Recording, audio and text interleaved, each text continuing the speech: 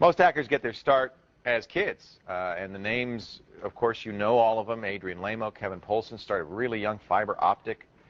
How young are these hackers getting, and where are they coming from? Are there new hackers coming up? To help us better understand young hackers, joining us via satellite from Washington, D.C., the author Dan Verton of The Hacker Diaries. Hi, Dan. Hi. Confessions of Teenage Hackers. How did you get these teenage hackers to tell you anything? Well, it took a lot of work undercover, late at night. I kept hacker hours for about 6 months myself. And did you tell them you were writing a book? Well, at first, no, but then, you know, the best way to get to a hacker is through another hacker. Right. So I befriended a few folks within this thing we call the underground, and right. They led me to some good sources for the book. Did you start in chat rooms? Was that the best place to start? Yeah, and I certainly learned my lesson of, you know, where to live on the internet and where not to live. Right. Did you get how quickly did you get hacked? I don't know how many times I got hacked in the 6 months that I was at, you know, trying my hand at it. You play with hackers, you get hacked. That's absolutely. That's part of the deal. They sent us some sample chapters because we didn't get the book. I guess it's not out yet, but I could not put it. Well, this is figuratively since they were PDF files, but I could not put it down. Fascinating.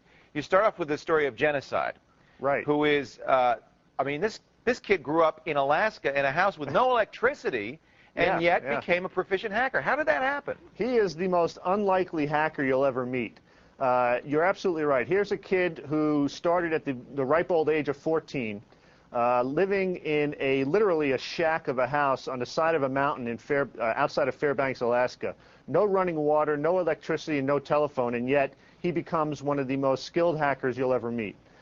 Basically, his mother, who had been divorced from his father since he was 5, had tried to, you know, better her condition, better herself by going to school, college at night. And the only place they could get running water and to do their laundry and things was at the university. So who came with her but this young boy named Genocide? And he stole time on the university network while his mother was in class without her knowing it, and taught himself how to hack. It's really amazing. And is there a common thread, do you think, now having talked to a number of hackers and learning their stories, is there a common thread? Are they all from broken homes? Are they obviously all smart? What turns a kid into a hacker? Well, you know, it's hard to say. I'd like to think that you know, the book needs to be rewritten as to the stereotypes that we have about, you know, young kids and computers and becoming hackers.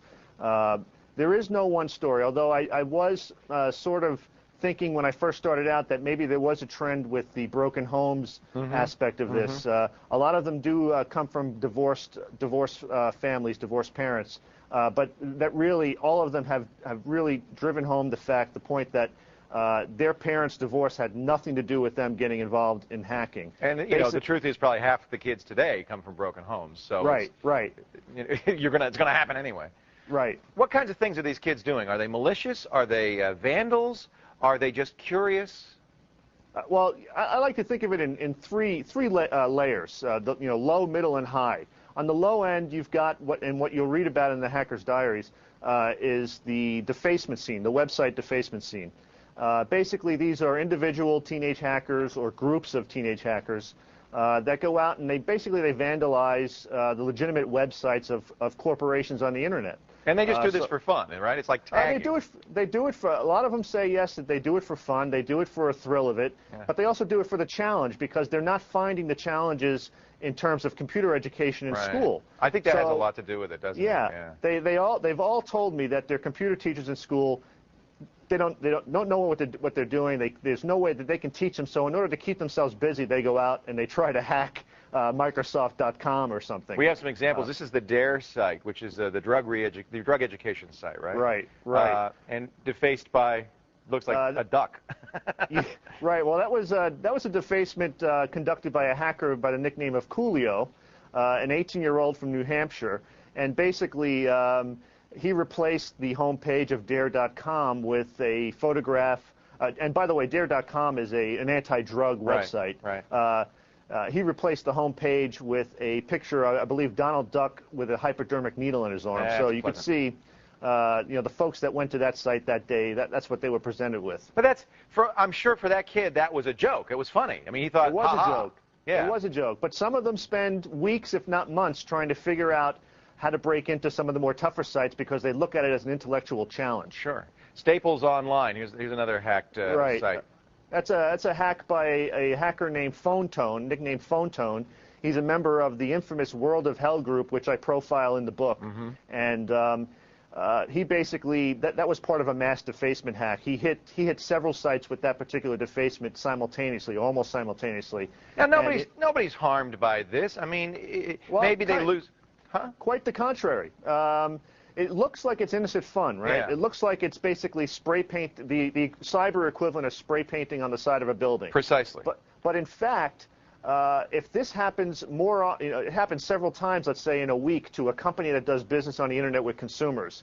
Consumers see that and they look and they start to question whether or not that company is fit to keep their credit card information, is fit to keep their personal information safe. Yeah, but Dan, maybe they're not if they're so easily hacked. Maybe, and that's right. And as a matter of fact, I think you've got one more defacement We there. have the state of Texas bingo. Right. This is a perfect example of what we're talking about. This is a defacement that was conducted by another member of World of Hell by the nickname of Doggy G. And this was the state of Texas Lottery Commission's bingo site. Yeah. And the interesting thing about this defacement is that it ended up leading to a very serious scrub of the entire state of Texas Lottery Commission's systems because they were worried about the integrity of the lottery. Right. They didn't know how far this particular kid went and what he did. So you could see the economic impact that this type of thing can have. In most cases, website defacements really don't indicate a larger problem. There's a hole in the web server. But I understand why people would kind of start to worry. You met a lot of these kids. Are they malicious? Do you think we should, as home users, worry about them? You said there were 3 levels. We start with the website defacement. What are the other 2 levels? The other 2 levels are, in the middle, you've got, for example, a kid named Mafia Boy, nicknamed Mafia Boy. He was from the Montreal area. February of 2000, he launched a series of denial-of-service attacks against some of the biggest names on the internet. And just for your viewers, if they're not familiar with a denial-of-service attack, it's basically flooding a system with enough traffic so where legitimate users can't get to it. So, in other words, the folks that went to Amazon.com that day trying to buy a book, they couldn't get to the website. Well, he launched a series of denial-of-service attacks for over several days that cost the industry about $1.5 billion to fix and in lost revenues. That would be the middle realm. On the high end, let's take you back to February of 1998. President Bill Clinton is about to sign a military deployment order to the Pentagon, deploying forces to the Persian Gulf because Saddam Hussein has just thrown out the UN weapons inspectors. The ink on the deployment order is not even dry yet when the Air Force calls up the National Security Council and says, we've got a problem. Somebody's attacking our computers. Then the Navy calls up. We've got the same problem. The Army calls up. Well, for 5 days, the intelligence community was convinced that it was Iraqi intelligence agents attacking the Pentagon at the time that they were deploying forces to attack Iraq. I bet it wasn't. On day 6, they woke up to the very embarrassing reality that it was, in fact, 3 teenagers, 2 of which lived in California, 1 of which lived in Israel. But it goes to show you that just because an individual is a teenager and nicknamed a script kiddie, that they don't do harm, they have the capability and the smarts to do anything that any other hacker can do. I don't know, though. Didn't you gain a little grudging respect for these kids? I mean, here they are running rings around these big shot grown-ups and just kind of sticking it to them. Right. I do. I have a lot of respect for the vast majority. I've profiled the lives of 14 individuals in the book. There are a few that I don't expect a lot of people to admire, only because of the reasons that they're out there doing it. But for the vast majority of the folks that I interviewed, they're doing it for an intellectual challenge. They believe firmly in the inherent freedom of information. They don't like what's happening to the internet in terms of the influence of big corporations.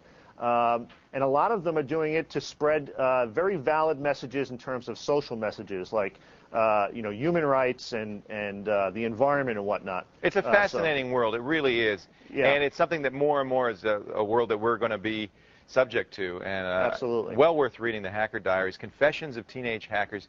It will be available in early April, and I am going to get the paper version of it because the PDFs I read were fascinating. Dan, I thank you for joining us on the show. Thanks very much for having me. Dan Verton, the author, The Hacker Diaries, the book. To find out more about these hackers, you can read an excerpt as I did. It's on our website at thescreensavers.com.